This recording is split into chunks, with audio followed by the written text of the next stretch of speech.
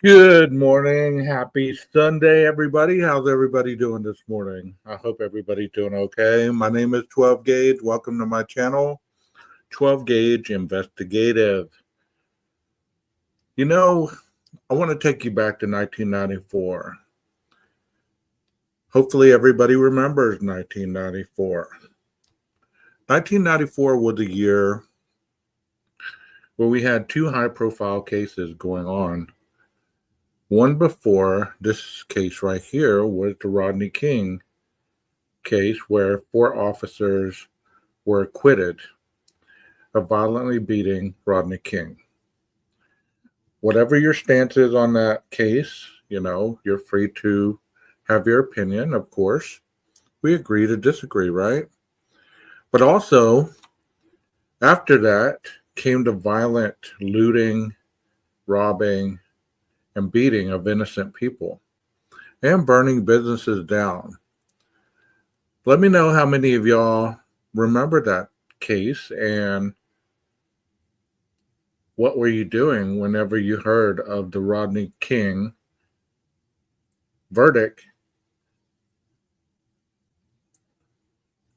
A lot of times people hear these things and they kind of just dismiss them. 1994 was quite a while ago. I was 3 years removed from high school, so I was starting my first semester in college. I was preparing to go to college. I remember watching Los Angeles burning and the looting. And that was the first time that I remember actually being amazed to be able to see that live, because up until that point, I don't remember many cases being televised like that, especially when looting was going on and stuff like that. And then no longer after that case verdict was decided and the looting stopped and the smoke was clearing from Los Angeles, then we heard of a murder on Bundy Drive. And once we heard who the person was, the hunt was on. The person murdered was Nicole Simpson, obviously, the wife of O.J. Simpson, and Ron Goldman, a waiter at the Montezuma restaurant where Nicole had frequented that night. It's interesting, this case. There's a lot that goes into it. And there's even cases today that are kind of following the same prototype. And cases that have followed this case, that have followed the prototype that the defense team went after. You know, if you remember this case at all, most of the defense's argument was about police corruption, racism, and planting of evidence. Um, so there's some cases that are very popular right now that people are kind of going with the same line of thought process: the planting of evidence, police corruption, because it seems like it's easier to attack the people that are gathering the evidence rather than to be able to overcome the evidence that they have. And in the O.J. Simpson case, they had over 300 valuable evidence to use against them, but they focused solely on racism, supposedly a corrupt cop who was a racist, the mishandling of evidence by one of the people that was in charge of gathering the evidence, which I'm not hating on the defense because that's their job to, to create doubt, reasonable doubt at that. So I just thought I'd show this because it's interesting how one of the current cases that we're listening to, the same type of scenario is happening. The Delphi case, same situation. And it's just mind-blowing that instead of focusing on the evidence, it's easier to focus on the police and the people that investigate the crime. And one thing that I constantly kept hearing in that documentary I was watching, not this one, the documentary last night, is they kept saying, well, we want to protect the public because this could happen to any of us. If you really believe that, then you're naive as the people that are saying that. Because normal citizens do not put themselves in situations where their rights could be taken away from them, where they will be locked up, where they will be facing a jury of their peers. So it can't happen to all of us, because unless the corruption is real on that aspect, most police officers and investigators and prosecutors and forensic teams do a wonderful job collecting evidence. If it was that corrupt, you'd be hearing all over about all the maliciousness that's going on in these police cases. And I can say that because I've been researching a lot, I've been showing a lot of cases, and not any of them do they talk about how the police messed up the investigation.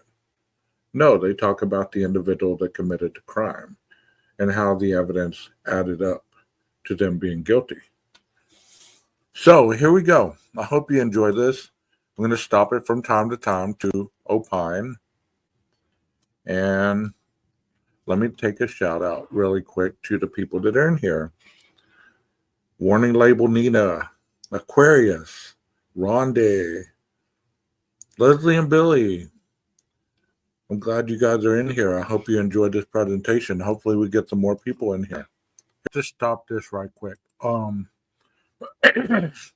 Those of you in chat that have ever experienced domestic violence or know somebody that's experienced domestic violence, do you believe that domestic violence escalates from the very beginning of where it started? Like, it usually starts with name calling, berating, emotional abuse. Do you believe that it can escalate all the way up to murder?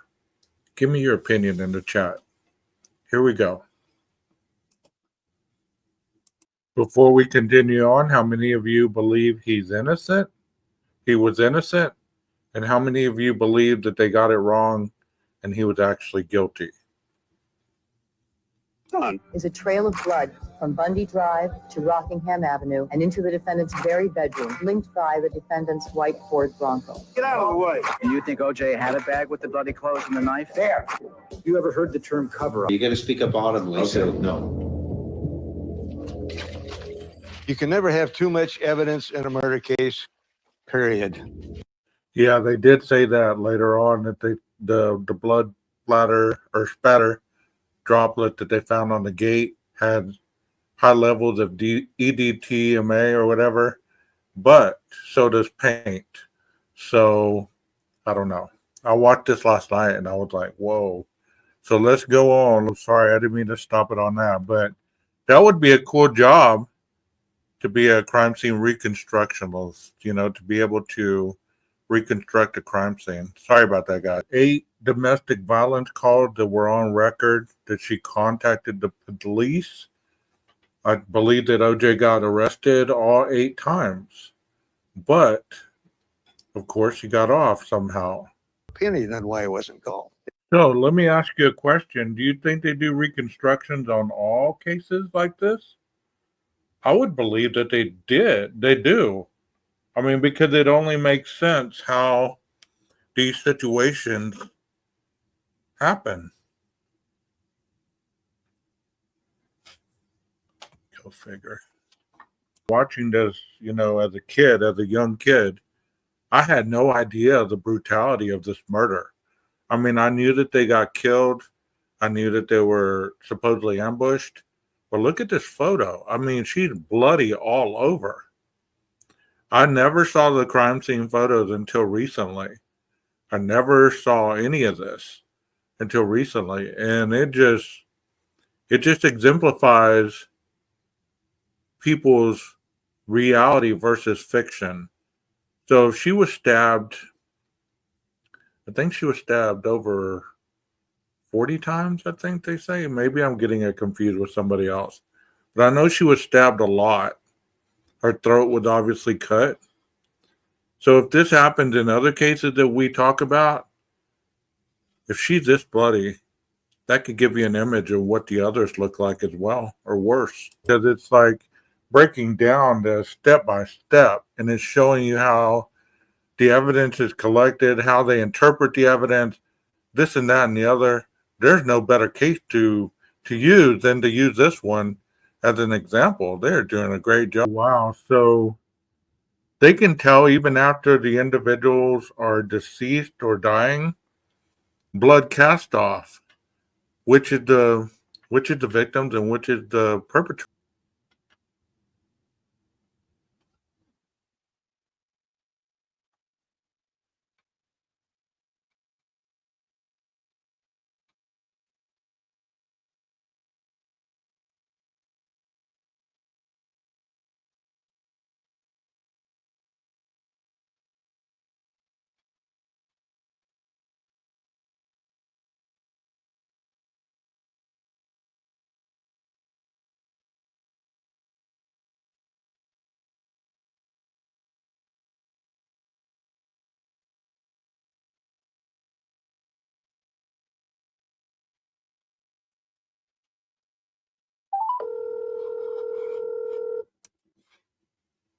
Hey, it stopped. Black screen. Oh damn. I Yeah, know. tell them to hold on. I'll be right back. Okay. All right, bye.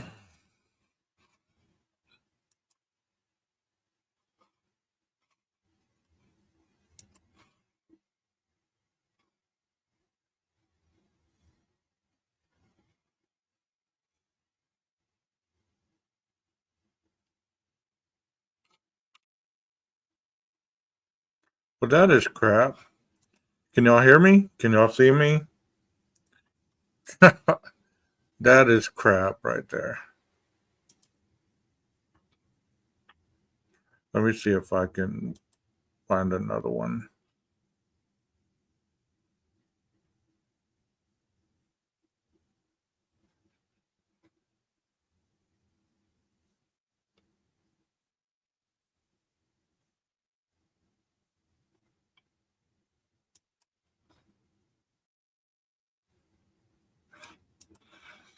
Let me know when y'all can see me.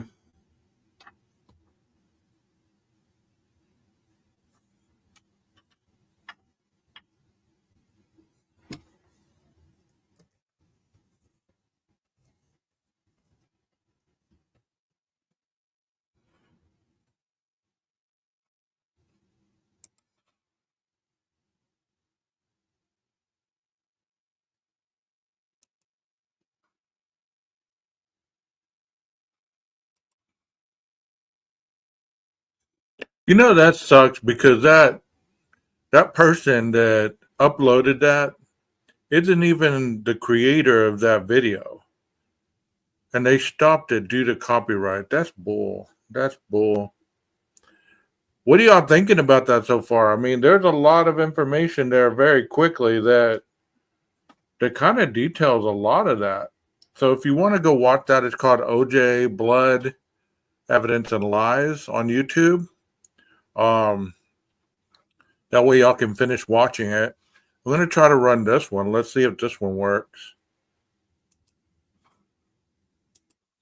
But I'm not going to stop showing these because they're not going to let me. Hopefully this one works. Yeah, he's not even the one who created that. So anyway, let's see how this one goes. What do y'all think about that one that I was just showing? Hopefully they allow that much to be left on there, because that shows a lot of the evidentiary stuff that was shown.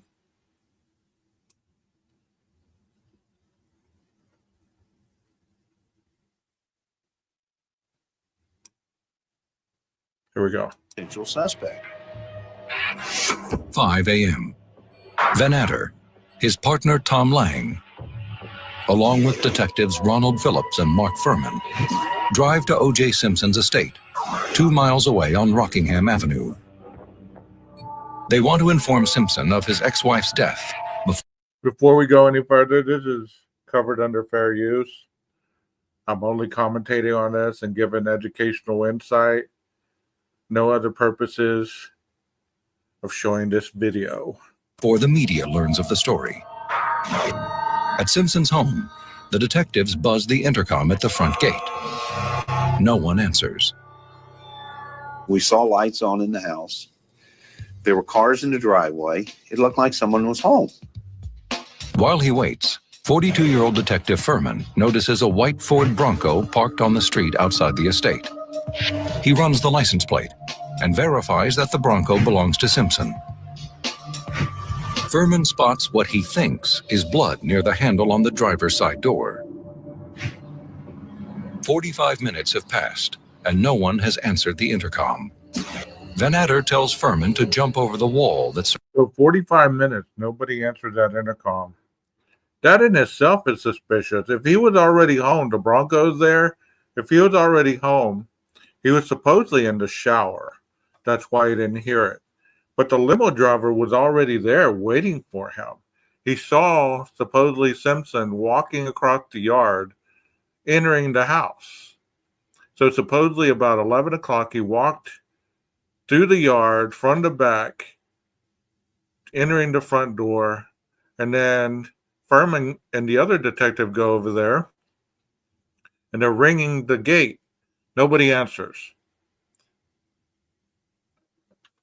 So this is the setup right here. Surrounds the estate to open the front gate for the other detectives. Why do police enter the premises before speaking with O.J. Simpson? Shortly before 6 a.m., Simpson's 25-year-old daughter Arnell, who lives in a guest house on the estate, answers a knock at her door. She helps the detectives get in touch with her father. Just hours earlier, he flew to Chicago to appear at a golf tournament. Detective Phillips calls the hotel and asks to be put through to Simpson's room. Phillips tells him about his ex-wife's death. Simpson says he will take the next flight back to Los Angeles. About 15 minutes later, Furman tells Van Adder he's found something interesting in a narrow walkway on the inside perimeter of the estate. Furman comes to me and says, "You'll never believe what I found. Come on, I'll show you." And he shows me the glove. The bloody... So Cato Kalin, the individual that lives in the little bungalow behind the house, stated that he heard 3 thumping noises behind his wall, on that south wall. And then they find this glove. So you're telling me that in the process, this policeman planted this glove? One was a right-handed glove. This one's a left-handed glove. The right-handed one is on Bundy. So This is the left-handed glove that came off.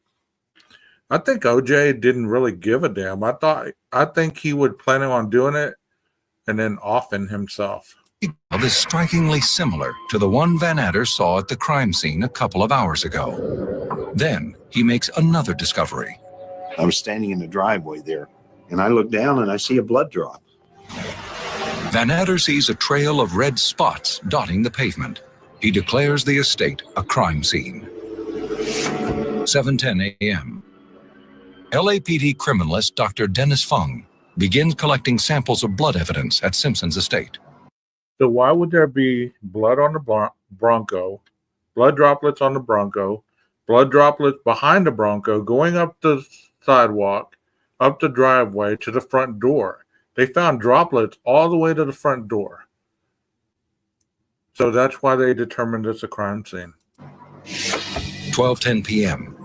Simpson arrives at his Brentwood home from his trip to Chicago. Police are waiting for him. Simpson agrees to an interview at the LAPD headquarters. The session is tape recorded. Simpson tells detectives the last time he saw his ex-wife was on the night of the murders, at their 9-year-old daughter's dance recital, shown here on this home video. What time was that yesterday? I ended about 6:30, 6:45, you know, something like that. The detectives gently question Simpson about the rest of the evening. So what time do you think you got back home? Actually, physically got home? 7 something.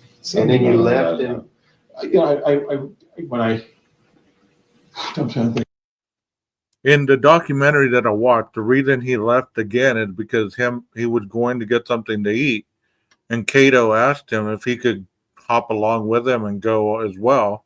They ended up going to a McDonald's. During the drive, Cato stated that there wasn't much conversation, but OJ had this weird look in his eyes. The thing that made OJ mad at the recital was the fact that Nicole was wearing a low-cut black dress that you saw in the other crime photos where she was deceased on that walkway, and that angered him. So he got up and left and supposedly went home, picked up Cato. They went to get something at McDonald's, and then they drove back. Once they arrived, Cato said that he got out. He thought they were going to go eat in the kitchen area, but OJ just stayed in the Bronco. So the Bronco was parked in the driveway at that point. So if the Bronco would have stayed there the whole time, wouldn't the Bronco still been in the driveway, not on the street, parked like it was? You tell me. I think that I leave. Simpson gives a vague account of his whereabouts from the time he returned from the recital to his departure for the airport to catch an 11:45 p.m. flight to Chicago. Why don't the detectives press Simpson for more definitive answers? 2:07 p.m. After 32 minutes of questioning, the interview ends. Simpson voluntarily provides a blood sample before leaving. LAPD criminalists compare blood evidence collected at the crime scene against the sample Simpson gave police. June 15th, DNA tests confirm that drops of Simpson's blood are at the murder scene. Also, a mixture of his and both victims' blood is on the glove that was found at his estate. O.J. And he also had a cut on his middle finger, if y'all don't remember that. Simpson is now the LAPD's prime suspect. June 17th, 8:30 a.m., the day after Nicole's funeral. Police contact Simpson's attorney, Robert Shapiro. They tell him they have a warrant for his client's arrest. Shapiro asks that Simpson be allowed to surrender at 11 a.m. Why don't police arrest Simpson immediately? Simpson fails to show. Just before 2 p.m., police announce that Simpson is a fugitive. The Los Angeles Police Department right now is actively searching for Mr. Simpson. 3 hours later, Simpson's friend Robert Kardashian goes on television and reads what sounds like a suicide note from Simpson. I can't go on. No matter what the outcome, people will look and point. I can't take that. 6:35 p.m. You know what's wild is Robert Kardashian dead. Marsha Clark's dead. The other lawyer, whatever his name was, Johnny Cochran, dead. I mean, a lot of these people that were on this high-profile case are dead. They died, not long after. Orange County Sheriff's Deputy Larry Poole spots a white Bronco heading north on the Santa Ana Freeway. Al Cowlings, Simpson's friend and a former Buffalo Bills teammate, is at the wheel. Cowlings stops his Bronco in the middle of the highway. Officer Poole approaches with his gun drawn. Cowlings begins yelling out the window. He wanted to convey to us that he had OJ in the car, that he's in the back and he has a gun to his head. Then Cowlings speeds away. Just after 7 p.m., networks break into programming, including an NBA Finals game, to broadcast live images of the chase. Nearly 95 million Americans tune in. 7:26 p.m. Detective Tom Lang reaches Simpson on his cell phone. He tries to convince him to get rid of the gun. Just throw it out the window. And nobody's going to get hurt. I'm the only one that deserves. No, you don't deserve that. Get hurt. You do not deserve to get hurt. You do not deserve to get hurt. See all the police cars behind. Cowlings drives at 40 miles per hour north on Interstate 405. He appears to be heading to Simpson's Brentwood home. KNBC TV reporter Conan Nolan covers the pursuit from a news van on the interstate. It was the most... Do y'all remember where you were? Were you watching this car chase? Were you watching all the people lined up along the freeway, overpasses and along the freeway with signs and everything cheering for OJ? Where were you when this happened? Do you remember? chaotic, bizarre, surrealist scene I had ever witnessed in Southern California. People had assembled on the overpasses. I'm not sure how it's possible, but there were people who had made signs. Signs. How did they have time to do this? The crowd cheers on the Juice, a nickname from his football days that plays off Simpson's initials. Why is Simpson receiving such a strong show of support? After a 60-mile chase, Cowlings exits Interstate 405 and makes his way to Simpson's estate. News choppers swarm overhead. 8:53 p.m. Simpson finally surrenders. He is given a glass of orange juice to drink while he phones his mother. I bet we have some people that would say, I was in one of those bridges, I had a sign up, or I was on the freeway, OJ passed me and almost knocked me off the highway. I bet we have some people that would say that. 10:20 p.m. Simpson is taken to the LA County Jail and placed on suicide watch. Police arrest Al Cowlings for aiding and abetting a fugitive. They find nearly $9,000 in cash in his pockets. In the Bronco, they find Simpson's passport, a change of underwear, and a fake mustache and beard. The evidence mounts in the case against O.J. Simpson. A so-called dream team will come to his rescue. And later, the answers to our questions on the final report. June 1994. Los Angeles. 46-year-old O.J. Simpson sits in a jail cell, accused of murdering his ex-wife, Nicole Brown Simpson. See, the domestic violence stuff that was presented in the trial, the jurors should have been able to hear that. That was presented not long enough because they instantly started attacking the police. And they started discussing about the planning of evidence and the inconsistencies of the forensic investigators and how they hung on to evidence, and they were going with a vial of OJ's blood from Parker Center downtown to Brentwood. I mean, it was all fabricated to make it look like they were framing him. And her friend, Ronald Goldman. Simpson's lead defense attorney, Robert Shapiro, assembles what the press dubs the Dream Team. F. Lee Bailey, a famed attorney with experience trying murder cases. 2 DNA trial experts, Barry Scheck and Peter Neufeld. And renowned Harvard law professor, Alan Dershowitz, an expert in appellate law. The average person doesn't get a team like this, obviously. O.J. Simpson had money, he had fame, he had many, many lawyers. Among the attorneys Shapiro hires is law professor Gerald Ullman. He says the Dream Team was anxious to get the case before a jury.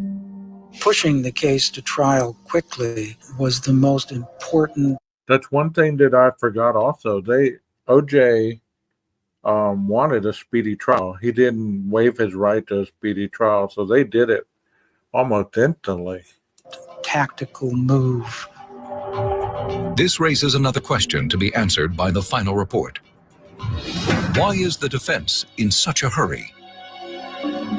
Facing down the Dream Team is a group of prosecutors from the Los Angeles County District Attorney's Office, led by Marcia Clark. 1,000 reporters from radio, television, and newspapers seize on every aspect of the story, from the attorneys to the victims to the accused himself. Celebrity, race, privilege, all that came into play. The man who was on trial was a person that millions of people had watched for years and loved. June 22nd, 5 days after O.J. Simpson's arrest. In response to media requests, the Los Angeles City Attorney's Office releases the recording of a 911 call Nicole Brown Simpson made to police a year earlier. He's back. Please. Okay, what does he look like? He's O.J. Simpson. I think you know his record. He just drove up again. He just drove me over. Wait a minute. July 18th. Simpson adds yet another attorney to the team. Johnny Cochran has defended celebrity clients like Michael Jackson. I thought Marcia Clark was deceased. I could be wrong. I don't know. And you're right, Rondi. F. Bailey defended the Boston Strangler. 7 days later, on July 25th, the New Yorker magazine runs a story by Jeffrey Toobin. Toobin reveals the defense team's strategy to persuade the jury that a racist LAPD detective planted evidence to frame Simpson. Acting on a tip, Toobin found court records showing Detective Mark Furman sued the city of LA in the early 1980s. He sought a disability pension. Furman claimed he was dangerously unbalanced due to the stress of police work and made racist statements during his psychiatric evaluations. I found statements he had made talking about niggers and whatnot. And I thought, wow, this is pretty inflammatory stuff. But the city ruled that Furman was exaggerating his problems. He remained on the force. Toobin then sought out Robert Shapiro.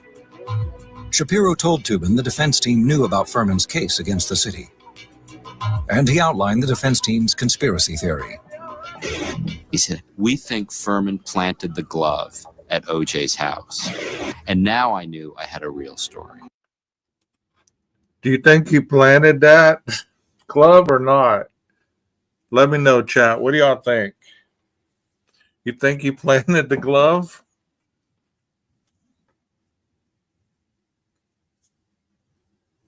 I don't. I don't think he planted the glove. I mean, there would have been a lot of. Where would he have gotten the damn bloody glove?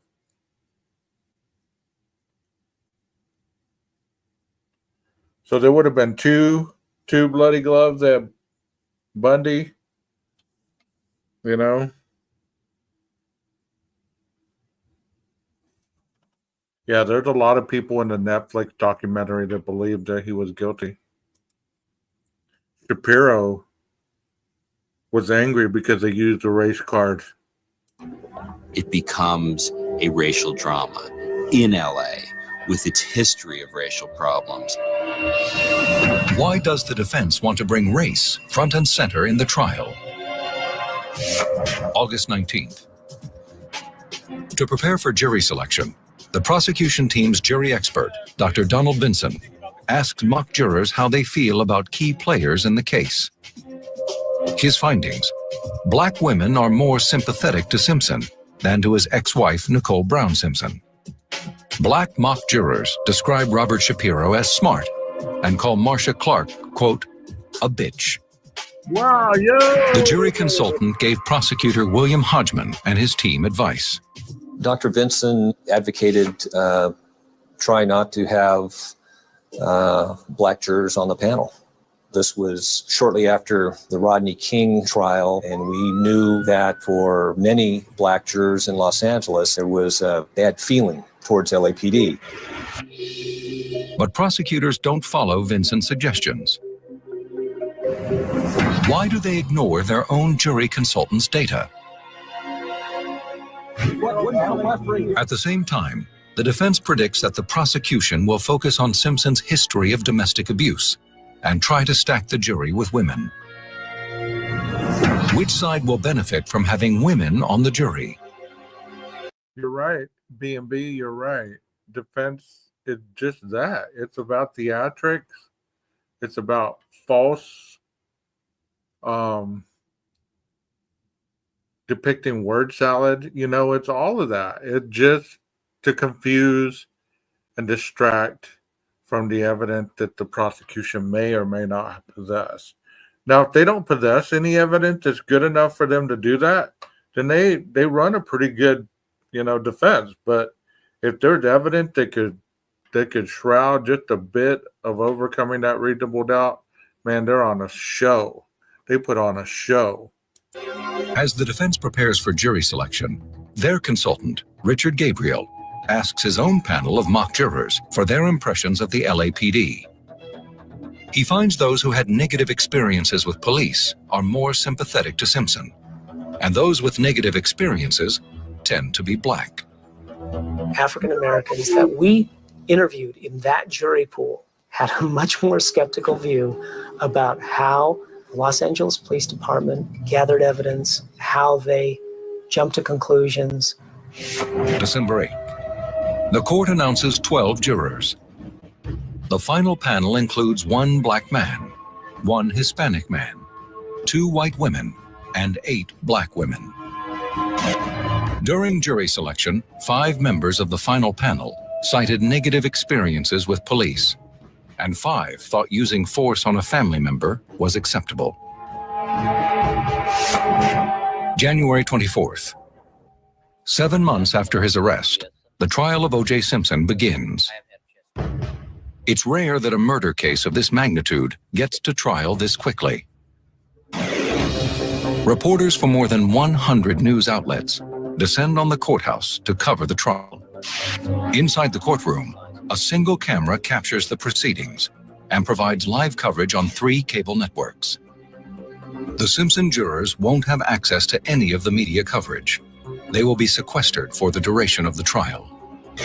To let her go would mean to lose control of her. In the first part of the prosecution's opening statement, Deputy District Attorney Christopher Darden portrays Simpson as a wife-beater who spiraled out of control. And the evidence will show that the face you'll see will be the face of a batterer, an abuser, a controller. You'll see the face of Ron's and Nicole's murderer. He wasn't smiling at the beginning. It wasn't until almost the end that he started smiling and even making eye shots. One thing that I really didn't really get is this man was a professional actor as well.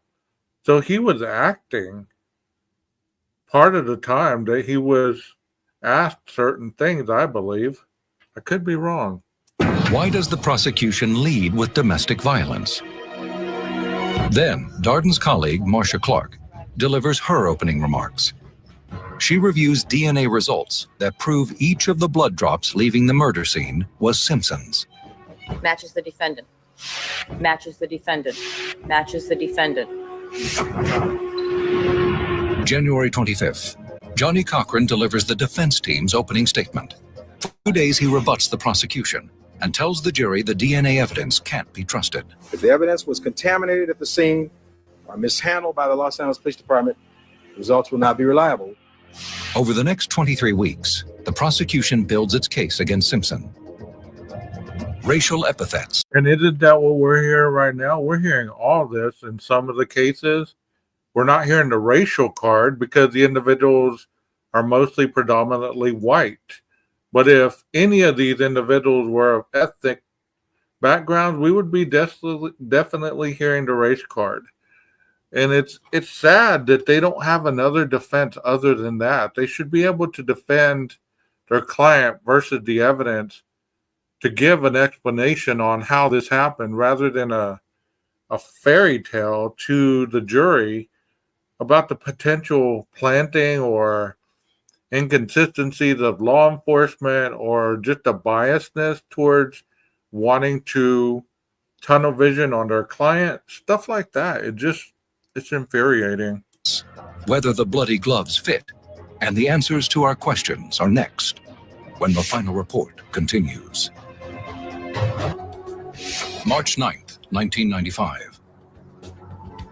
LAPD Detective Mark Furman takes the witness stand in the O.J. Simpson murder trial.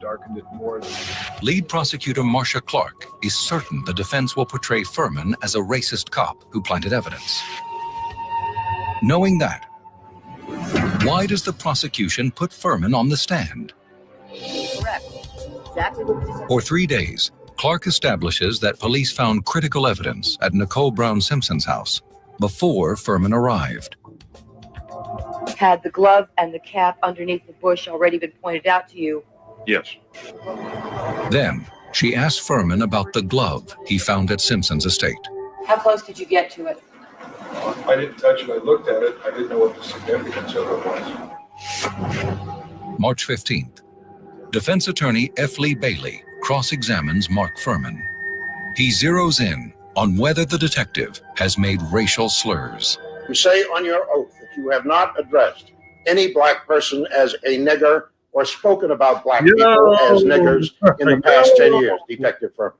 That's what I'm saying, sir. April 3rd. LAPD criminalist Dennis Fung takes the stand. It is his first of 9 days of testimony. Defense attorney Barry Scheck focuses on lax LAPD evidence collection methods that could have led to inaccurate DNA test results. It was a terrible mistake to put this blanket from inside the house into the crime scene. That could be a source of contamination. There is no rule at LAPD that gloves should be changed between each sample. No. And you did not change gloves between the collection of each sample, did you? Not that I can recall, no. June 15th. Prosecutor Christopher Darden makes a dramatic request. The people would ask that Mr. Simpson step forward and try on the glove recovered at Bundy as well as the glove recovered at Rockingham. Darden does this against the advice of fellow prosecutor Marcia Clark. He doesn't know how the demonstration will play out. Neither glove appears to fit. It was just an obviously terrible idea.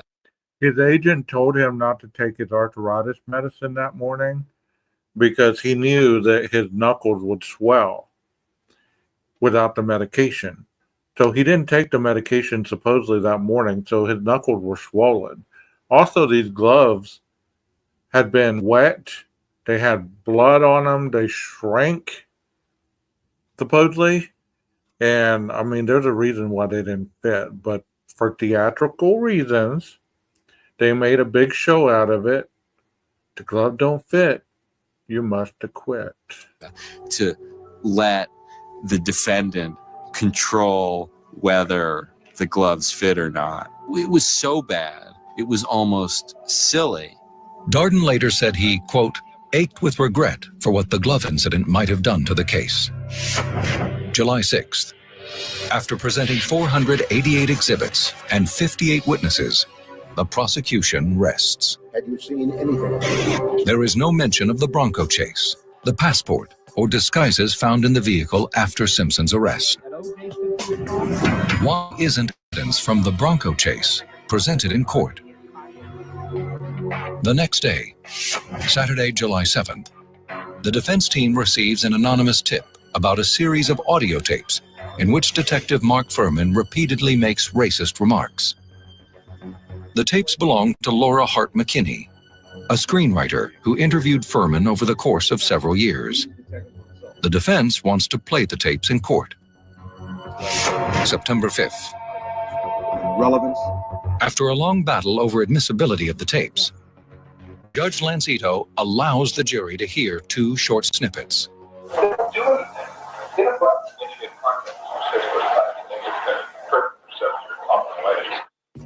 Furman is caught in an outright lie. Race was so much at the heart of this case. So that was devastating to the prosecution. September 26th. Closing arguments begin. Prosecutor Christopher Darden contends that DNA evidence and Simpson's history of domestic violence prove guilt beyond a reasonable doubt, the standard required for... I mean, the thing about this whole trial is, you know, as a person, I was raised in a domestic violence household, and, you know, to overlook that fact that he did that to his wife, that he would possibly not have the propensity to become a murderer, to violently murder her. I mean, it just doesn't sit well. I mean, the racial stuff, I've never agreed with the race card. Never. The going after police work, is there sloppy work done most or some of the time? Of course. But are they really out there going, okay, we're going to plant this evidence to frame who? Most people believe that the cops are out there looking for suspects to plant the evidence on. That's not how it works. They don't look for a suspect. They look for evidence. And the evidence tends to take them to the suspect, not the other way around. For conviction in any criminal case. It is because he hit her in the past, because he's kicked her, punched her, and grabbed her around the neck. September 27th. It wasn't necessary. Johnny Cochran delivers the defense team's closing statement. He sums up the glove demonstration. If it doesn't fit, you must acquit. Then he tells the jury that the police conspired to frame Simpson. That's what I'm asking you to do. Stop this cover-up. Stop this cover-up. If you don't stop it, then who? All of this plays out on live television. Coverage has drawn an average of more than 2 million viewers a day. But have the jury and television viewers seen the same trial? October 2nd, 9 a.m. After an 8-month trial and testimony from 150 witnesses, the jury begins deliberations. Less than 4 hours later, they have a verdict. Judge Lancito announces that it won't be revealed until the next morning. 4 hours, and they deliberated and came to a verdict. I was almost certain he was guilty. I mean, even though I was young, just knowing all this evidence, I was like, man, this dude did it. October 3rd, 10 a.m. An estimated 150 million viewers tune into live coverage, and a crowd of more than 1,000 people gather outside the courthouse. We, the jury, in the above entitled action, find the defendant, Orenthal James Simpson, not guilty of the crime of murder upon Nicole Brown Simpson. We, the jury, find the defendant not guilty of the crime of murder upon Ronald Lyle Goldman. KNBC reporter Conan Nolan is standing outside the courthouse. A huge roar went up. If O.J. Simpson were outside, maybe he could hear it in the courtroom. It might sound a little like his days back at USC, with 100,000 people at the Los Angeles Coliseum cheering a touchdown for him. Cameras show black audiences cheering, while white audiences are visibly upset. What do the images reveal? More than a decade after O.J. Simpson's acquittal, provocative questions remain about the trial, the evidence, and whether justice prevailed. The final report now answers those questions, beginning with the night of the murders, when police swarmed the bloody crime scene. What did the crime scene indicate about the killings? Authorities say it showed that Ronald Goldman, interrupted the murder of Nicole Brown Simpson. When you have someone that walks in, it throws off your plans totally. And that's why we have a knit cap. That's why we have a glove. That's why we have all that blood. That just makes me wonder if some of these other cases, if the interruption of the murder, if there was anything thrown off the perpetrator that the police found that could have had any kind of DNA on it. Very interesting. PD forensic labs concluded that Simpson's blood was found at the crime scene, in his Bronco, and at his estate. During the trial, the defense zeroed in on LAPD evidence collection methods that they claimed could have caused DNA tests to be invalid. No doubt about it. Peter Aranella is a UCLA law professor who served as a legal commentator for ABC News during the trial. He says the defense strategy succeeded in undercutting the government's best evidence. What they had to do with that evidence is confuse the jury as best they could, to show the jury that mistakes were made, and then to leap on those mistakes and to generate the theme of not only... I mean, I'm not going to lie to you. One of the cases that we talk about all the time, I'm worried about this happening in that case. Not that the defendant will be found not guilty due to the fact that he didn't do it. He'll be found not guilty because they go after certain other things rather than focusing on the fact that this individual could not have done this crime. And if that happens, there has to be something done about the judicial system. I mean, how can people with less evidence be convicted and people with more evidence be proven innocent? It just doesn't make sense to me. Is there people that are found guilty that are innocent later on based on DNA testing or false eyewitness testimony or all this other stuff? Of course. Should they be incarcerated? No. Do mistakes happen? Yes. How many of us are perfect? None.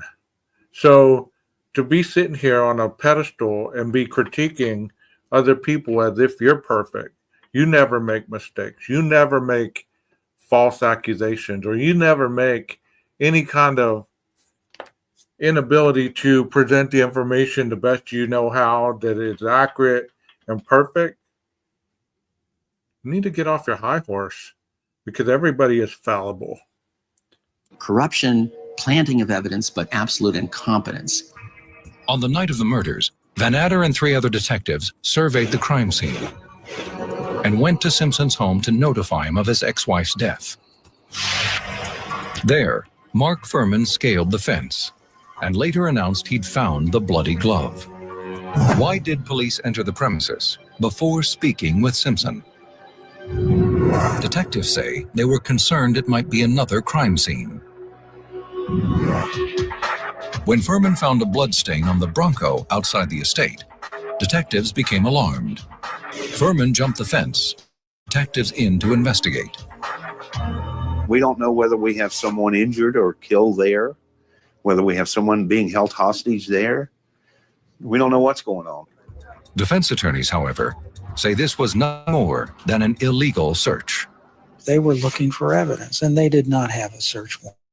This story they cooked up about going there to look for other victims was a cock and bull story. The next day, June 13th, 12:10 p.m. When Simpson returned home from his trip to Chicago, he willingly went to police headquarters to answer some questions. During the interview, Simpson provided only vague information. How did you get the injury on your hand? I don't know. Not the first time. I know when I was in Chicago, I know how, but at the house, I was just running around. Why didn't the detectives press Simpson for more definitive answers? He stated that he dropped a glass while in Chicago and cut his finger. That's what happened. But when they interviewed the housekeeping and the hotel to be investigating that room, there was no such broken glass. All the glasses were accounted for. And then he said he must have done it on the golf course. So if you cut your finger, more likely than not, you're going to remember how you do it, especially a cut on the front of your finger. Now, if you get a scratch on the backside of your arm or the backside of your leg or something like that, I can understand you not knowing how that happened. I've had that happen myself. Like, how the hell did I cut my leg? You know? Did it make him a murderer automatically? No, but it is very suspicious. Answers. They wanted to keep Simpson cooperative. We knew we had to get blood. We knew we had to get fingerprints. We didn't want to anger him because he could have looked at us and said, "The hell with you. I'm not talking to you anymore. I'm leaving." But critics say the detectives were so deferential during the interview that prosecutors dubbed it the fiasco and decided not to introduce it at trial. That was the real outrage of this investigation, that he was treated with kid gloves, not that he was treated like some sort of thug. The prosecution claimed to have a mountain of evidence against Simpson. Why they chose not to tell the jury about some of the most intriguing items, and more answers to our questions when the final report continues. June 17th, 1994. You know, one thing they failed, some of the evidence that they failed to tell the jury was when you enter Simpson's home, there was blood smear on the bathroom light switch. It was never tested, never logged into evidence. Like you just said, the stuff that was in the Bronco, there was over $8,000. There was a passport, there was a cell phone, disguise kit, a loaded gun. I mean, all that never made it into the evidence. And there was a lot of other things that never made it into the evidence as well. I mean, there was an individual that was an eyewitness that once he got to the airport, he noticed that Simpson threw a bag into a trash can. Many theorized that that bag held the murder weapon. That was never investigated. That witness was never called to testify. So there was a lot of things that were just not done that I don't know if they would have made any difference or not, since that's not what that trial ended up being about. It ended up being about other things. So all these things, I mean, it's interesting. And if you have Netflix, you might go check it out. It's called The O.J. Manhunt. The O.J. Simpson case took a dramatic turn. Simpson was supposed to turn himself in to the LAPD at 11 a.m. When he didn't, he announced he was a fugitive. Right now. Why hadn't police immediately arrested him? Police didn't think he was a flight risk. After police called Simpson in Chicago the morning of the murders, he voluntarily returned to Los Angeles, talked to detectives, and provided a blood sample. Police believe Simpson would continue to be cooperative. Deputy District Attorney William Hodgman says the decision not to arrest Simpson immediately may have been a mistake. Generally, we don't allow our suspects to surrender. So that was a special consideration in OJ's case. O.J. Simpson volunteered for fundraisers for the LAPD, for the police department union. So all indications are that they loved him and they gave him every break imaginable.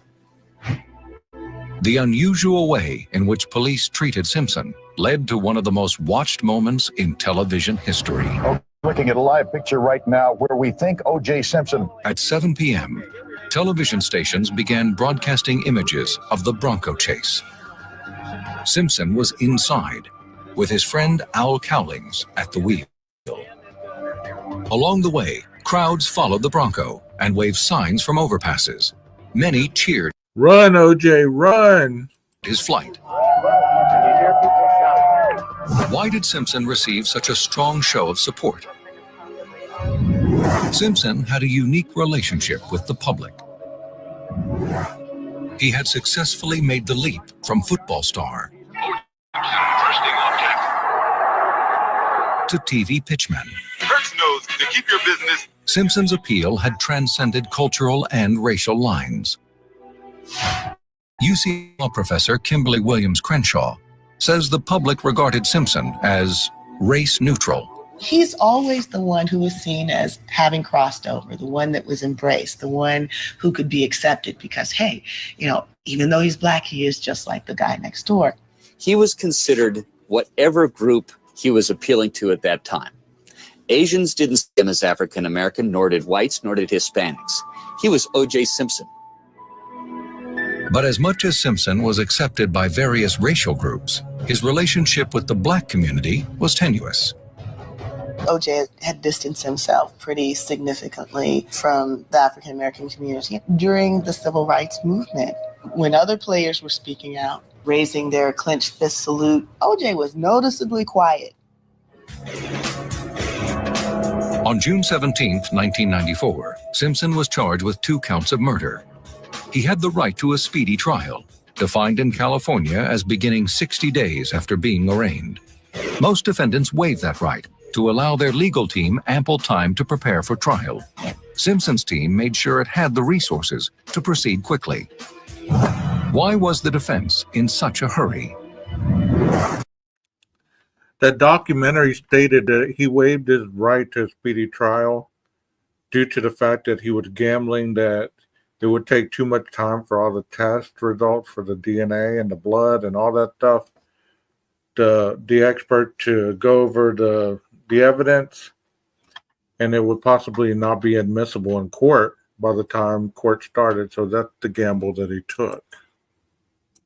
They wanted to limit the evidence the prosecution would have against Simpson. Given the length of time it took to utilize the most discriminating DNA analysis, there was a good possibility we could not even get all of our blood evidence analyzed by the time we went to trial. While the prosecution raced to get all of its evidence tested, their jury consultant, Donald Vinson, prepared by questioning the beliefs of mock jurors. He found that African American jurors, especially black females, were sympathetic to Simpson. Why did prosecutors ignore their jury consultant's data? Marcia Clark felt she had always been able to build a rapport with black female jurors. From her courtroom experience, Clark knew that female jurors sometimes view victims of domestic violence with disdain. But Clark was confident she could persuade them to be sympathetic to the abuse Nicole Brown Simpson endured. Which side benefited from having women on the jury? Female jurors sided with the defense. I honestly don't believe it mattered in this case. I believe that this case was won based on the application of the race card and the fact that the glove don't fit. I think that was what won the case for the defense. Plus, insinuating that the forensic team messed up the collection of evidence and the contamination and all that stuff. I mean, I believe that that's what won the case, not anything else.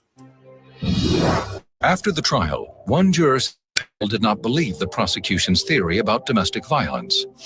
Another juror said she didn't think the evidence amounted to much. No one's saying that we applaud domestic violence, but we just didn't feel that domestic violence was the motive of this case. You know, I kept hearing this term about a mountain of evidence. Well, to me, it was a molehill. When the trial opened on January 24th, 1905, prosecutors began with evidence of domestic violence. Why did they lead with this evidence? To try to sway females on the panel and to remove any presumption of innocence because of Simpson's celebrity status. This was a saga of domestic violence which culminated in a murder. And we led with several weeks of domestic violence evidence, testimony, photos, in an effort to try to knock Simpson off the pedestal. Harvard Law professor Charles Ogletree, who was a legal commentator during the trial, tells the final report that this strategy was a mistake. They thought, well, we've got all these women on the jury. If we just mention the issue of battering, they will buy that. The assumption about what this meant in the context of a double murder undermined the case in a serious way. But have the jury and television viewers seen the same trial? No. Viewers saw and heard much more about the case. Defense attorney Gerald Ullman tells the final report that difference helps explain the public's reaction to the not guilty verdict. The public saw a lot of things that the jury didn't see, stuff that wouldn't even be admissible in evidence. Viewers, for example, learned about the contents of Nicole Brown Simpson's diary, which detailed Simpson's abuse. Jurors never heard about the diary because it was ruled hearsay. People who followed the trial by tuning into news coverage only saw an edited version of the day's proceedings. People didn't sit and watch 6 to 7 hours of the coverage. They watched CNN, they watched the nightly news, and what were they getting there? They were getting pundits. People spinning what happened in the courtroom. It was entertainment. Other evidence not presented in court was from the infamous white Bronco chase along the Los Angeles freeways. So I look ahead, I see people in the road now. Why wasn't evidence from the chase presented in court? The prosecution believed it would have helped the defense. That's interesting, Toes. I've never knew that. I mean, I don't doubt that's true. I don't doubt that at all because, you know, with the middle 90s, there was a lot of people that were addicted to cocaine during that time. Crack, coke, you know, you name it. It was all over. So, yeah, I don't doubt that at all. Thank you for that comment. I mean, which makes sense. I mean, if she owed him money, but also, I'm sure he was probably fed up. He was so used to hurting her that probably this didn't even faze him that he killed her. You know what I mean? Like on the documentary, he talked to his agent and he told him, because his agent asked him, he said, OJ, did you do it? And OJ looked at him and he told him, supposedly, if she wouldn't have came to the door with the knife, she'd still be around today. Evidence police found in the Bronco after the chase had been introduced in court. So could the taped phone calls police made to a suicidal Simpson in the Bronco. No, don't. Nicole, that's all I'm gonna do. That's all Hey, I'm listen, trying to do. think about everybody I else, couldn't all right? do it on a freeway. I couldn't do it in a field. I want to do it at a grave. I want to do it at my house. Frankly, I think the conversation would have been likely to engender some feeling of sympathy towards Simpson. The state's case also will be undermined by one of its own witnesses. I didn't touch it. No. Not guilty of the crime of murder. The verdict and the fallout are next in the conclusion of the final report. Spring 1995. The LA prosecutor's case in the O.J. Simpson murder trial suffered a setback when one of its key witnesses perjured himself. Detective Mark Furman's testimony about his use of racist language was discredited when the defense played audio tapes in court of his racist remarks. Why did prosecutors put Mark Furman on the stand? They believed there would be a gaping hole in their theory of the case if he didn't testify. Furman was the initial finder of the bloody glove at Rockingham. So his testimony was essential, and we did not feel a need to hide from his history in order to present his testimony. But after the trial, jurors said once they learned Furman had lied on the stand, they dismissed the rest of his testimony during deliberation. Actually, we didn't touch on Furman that much. He's not credible. I couldn't believe anything he would say. After less than 4 hours of deliberation, on October 3rd, 1995, the verdict was announced. Not guilty of the crime of murder. Not guilty. Since that day, scenes of Americans reacting to the verdict have become iconic television imagery. What did the images reveal? In part, the reactions reflected racial beliefs about the American justice system. Arguments about police planting evidence are going to be less well received by a white suburban community that never has had experience, except good ones, with the police than will African Americans in urban areas who have had very different experience with the police as what many have called an occupying army. Immediately after the verdict, polls translated this divide into stark numbers. According to a CBS News poll, 75% of whites surveyed believe Simpson was guilty. On the other hand, 78% of blacks polled believed he was innocent.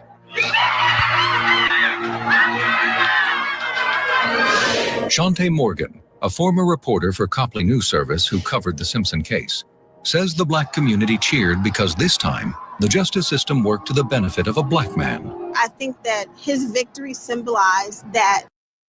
You know, without starting a racial conversation here, hopefully, I believe that whenever a color is placed before a person, let's say you're calling somebody a black defendant, a white defendant, an Asian defendant, then you see color. You see that as a generalization for all the culture. You're putting this person as a spokesperson for everyone. You know, I've lived in urban areas. I've worked in urban areas. I'm Hispanic. You know, I should have been targeted. Never once. And even if I was pulled over, most of the time I'd get a warning. I don't speak for everybody because I know a lot of people that have been harassed, that have been pulled over, put their hand on that hot hood. They've been thrown to the ground, this and that and the other.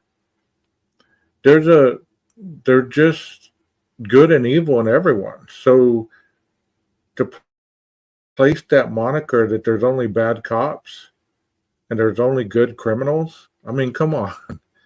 They got to be fair. You know what I mean?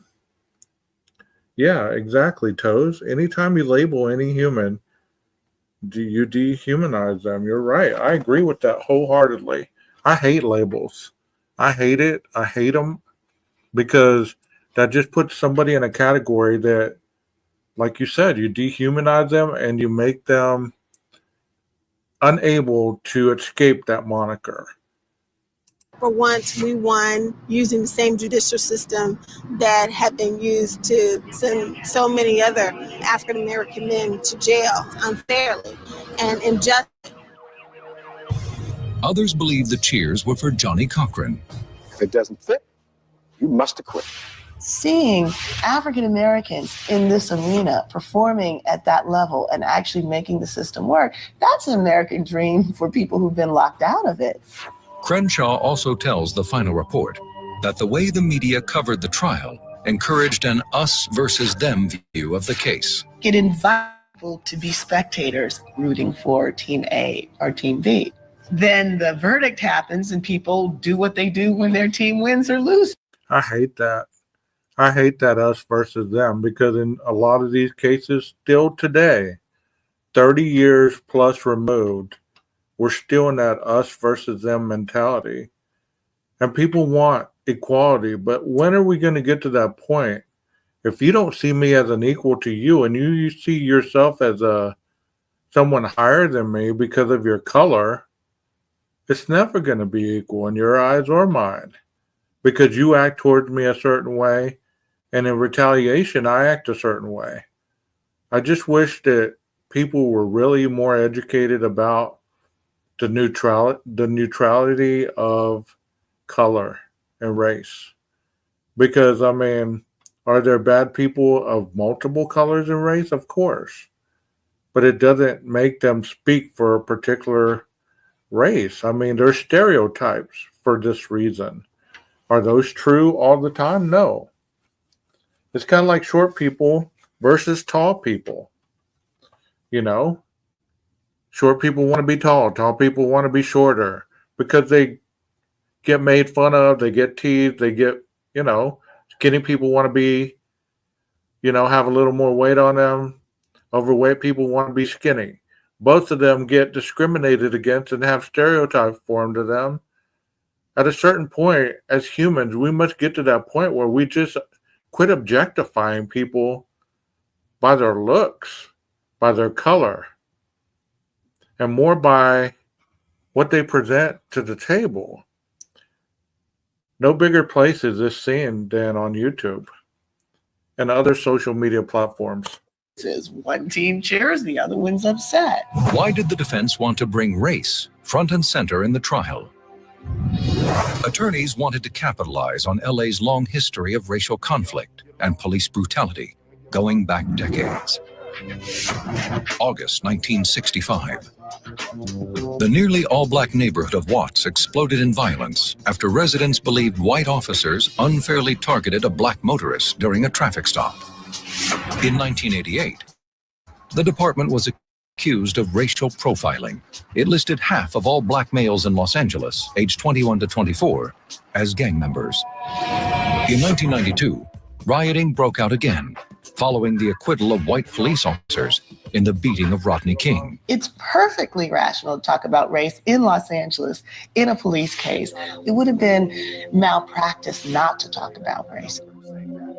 Writer Jeffrey Toobin tells the final report that this defense strategy raised ethical issues. What are the obligations of a defense attorney? Do you have obligation to the community not to stir it up, not to use deep historical resentments in service for your client? Those are hard questions. The legal legacy and the effect the Simpson case had on race relations continues to be debated more than a decade after the verdict. In the final report, the 252-day jury trial was the longest ever in California. Simpson's legal fees are estimated at $10 million, while the trial cost LA County taxpayers $9 million. The case also served as a launching pad for a new breed of reporters. You now have a whole industry of TV legal pundits, attorneys who know nothing about the particular case, who are 3,000 miles away, tends to trivialize the significance of what's occurring and generates this message that criminal trials are purely entertainment. Since the Simpson case, investigators have changed the way evidence is handled. Forensic labs standardize collection, processing and storage procedures for DNA testing. California criminal law also changed after the Simpson case. During the trial, Nicole Brown Simpson's diary and the statements she'd made about her history of abuse were ruled inadmissible. 11 months after the verdict, California enacted a law that allowed this kind of evidence to be admitted in future trials. Christopher Darden left the district attorney's office in 1995. 2 years later, so did Marcia Clark.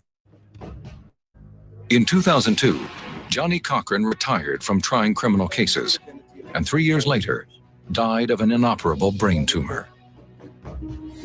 On the day of his acquittal, Simpson's legal team and his family held a press conference. Simpson's son read a statement written by his father. I will pursue as my primary goal in life the killer or killers who slaughtered Nicole and Mr. Goldman. After the trial, Simpson claimed that private investigators and volunteers were following up on leads and searching for new evidence in the case. In 2004, however, Simpson said he had stopped the search. He cited a desire to focus on raising his children. In May 1995, the family of victim Ronald Goldman filed a civil suit against Simpson. The Brown family did the same a month later. Civil trials have a lower standard of proof than criminal trials. On February 4th, 1997, a predominantly white jury in Santa Monica found Simpson liable for the death of Ronald Goldman. It also found he committed battery against Nicole Brown Simpson that resulted in her death. The civil trial featured evidence that hadn't been introduced in the murder trial, including photographs of Simpson wearing shoes that matched prints found at the crime scene. Simpson was ordered to pay $33.5 million, but he hasn't made a payment. California law protects his $25,000 a month NFL pension.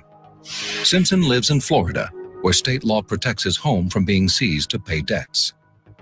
I think African Americans ended up expending a lot of political capital on OJ. And it hasn't changed OJ's life or orientation at all. He didn't all of a sudden, become, obligated to the Black community. Since the trial, Simpson has had several brushes with the law. In 2001, he was found not guilty of battery and auto burglary charges by a Florida jury. Some people say, OJ's really suffering. OJ plays golf every day. He lives in Florida. He's got his pension. He's doing fine. True, he's not the beloved celebrity anymore, but so what? In 1998, Simpson discussed the murder with Esquire magazine. He said, quote, "Even if I did do this, it would have been because I loved her very much, right?" In November 2006, a book by Simpson and a TV special detailing how Simpson would have committed the murders if he were guilty were canceled. due to public outrage.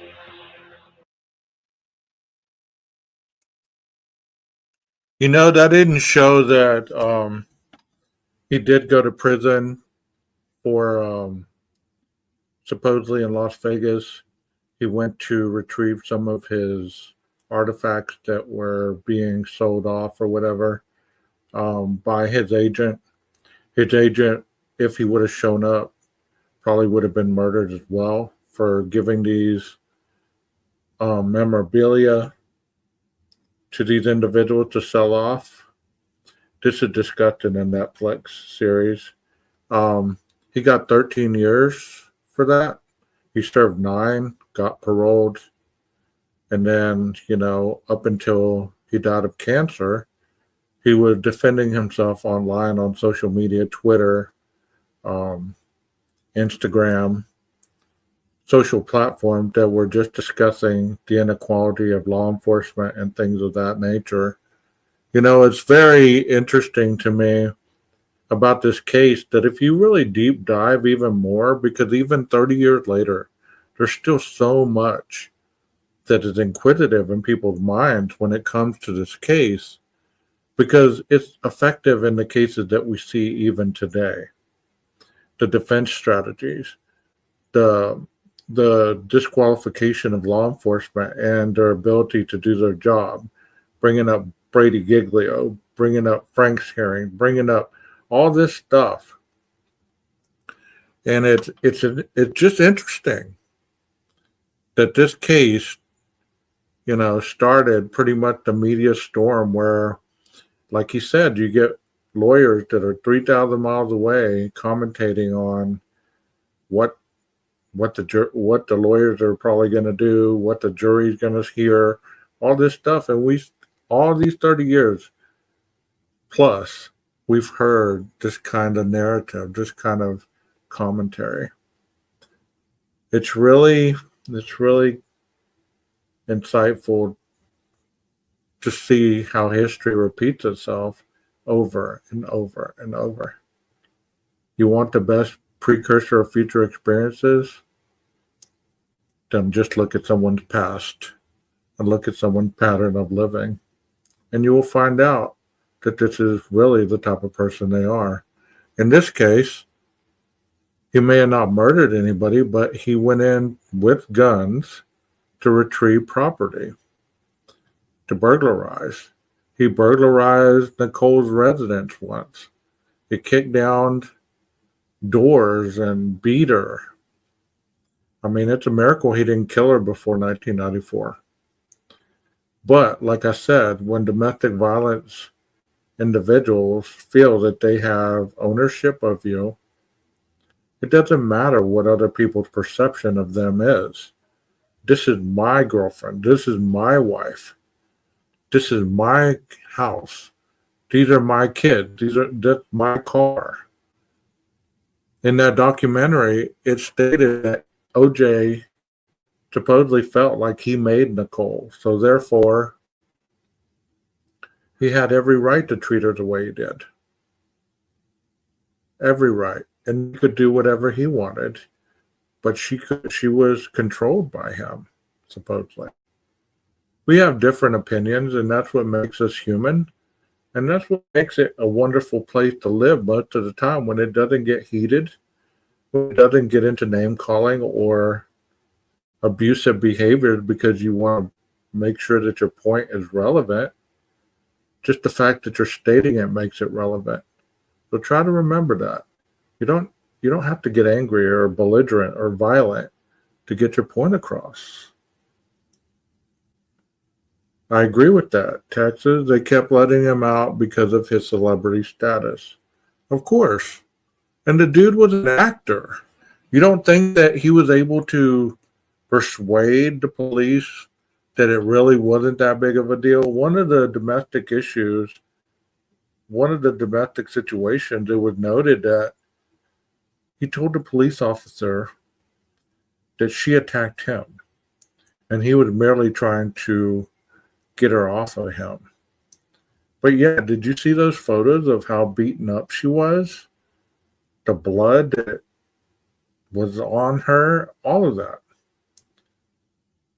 The fact of the matter is this woman shed a lot of blood, a lot of tears, a lot of heartache at the hands of this man. Should she have gotten out? Possibly. Could she have gotten out? I'm sure she tried. Was she a perfect person? I'm sure she wasn't. Did she have her issues? I'm sure she did. We all do.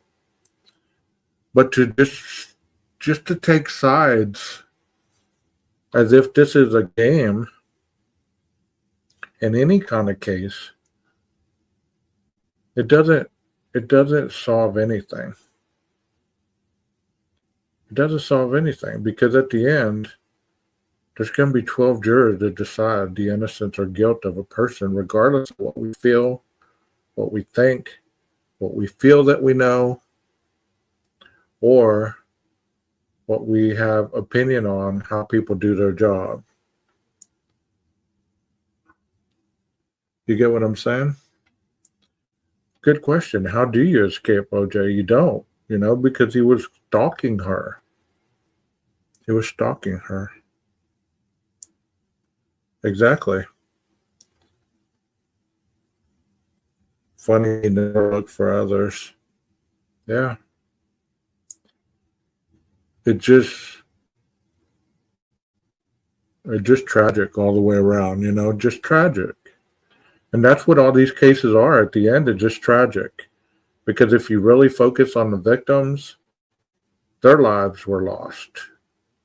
The murderer's life, if he is guilty or innocent, is going to be lost. Just like the documentary said on OJ, once he was proven innocent, the world treated him like a pariah. He lost his golfing buddies. He lost his country club status. He lost everything, which he should have if he was guilty. But that's how our world is. They get a perception, and they treat you as such. And any people will never give you a second chance. That's why trust is so important, But this isn't just you borrowing a tool and not bringing it back to your neighbor. This is murdering two people viciously. Viciously. So, hopefully we can do some more of these cases because there's a lot of them.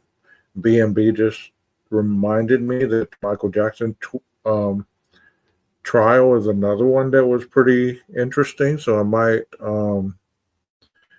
dabble into that. OJ Fire Use Killer, Great Live 12. Thank you. We do have our opinions.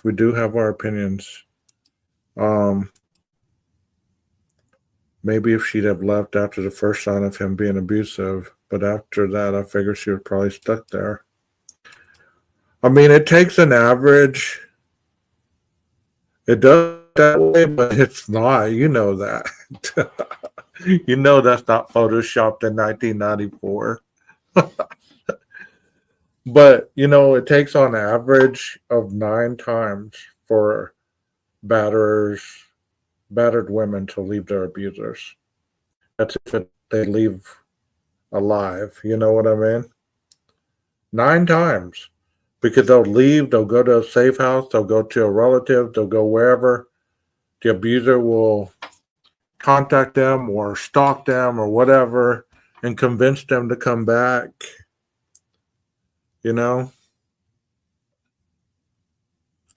It's tragic. Domestic violence is something that I'm going to focus on in the future as well on this channel because I feel that it's something that needs to be spoke on because not only females but males live through it also. It works both ways. I know you weren't, buddy. I'm just giving you a hard time. There's been theories that the reason OJ was let off or, found not guilty is because LA couldn't afford another riot, another destruction of businesses and stuff like that. which makes a lot of sense. They just encountered the Rodney King situation. So can you imagine if OJ was found guilty, what would have erupted in LA? I mean, that would have been something. You know, that would have been something. 12 gauge for 26 years. I know what she went through. I'm sorry to hear that, Leslie. But I know that you're probably with a good man now, so you were able to get out. I'm glad. Was there police in black other cars? Maybe, yeah. Should have done a pit maneuver at 40. Wow. I hope you guys enjoyed this. So if you want this on replay or anything like that, make sure you hit the like button and subscribe if you're not a subscriber. I do want to make an announcement that I made on another live, and I'm going to continue making it.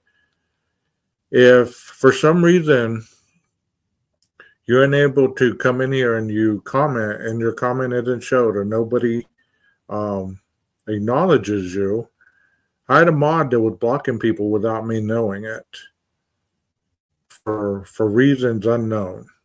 You know, she's no longer a mod. The wrench is gone. She's welcome to come in here, but yet I don't run my channel like that. You know, I give people the opportunity to agree to disagree. I've understood that there's people that are very vile when they come in here. I don't, you know, name calling to me is one thing that just gets under my skin. And the mods have been informed to, you know, time people out if they believe that this behavior is intentional and belligerent.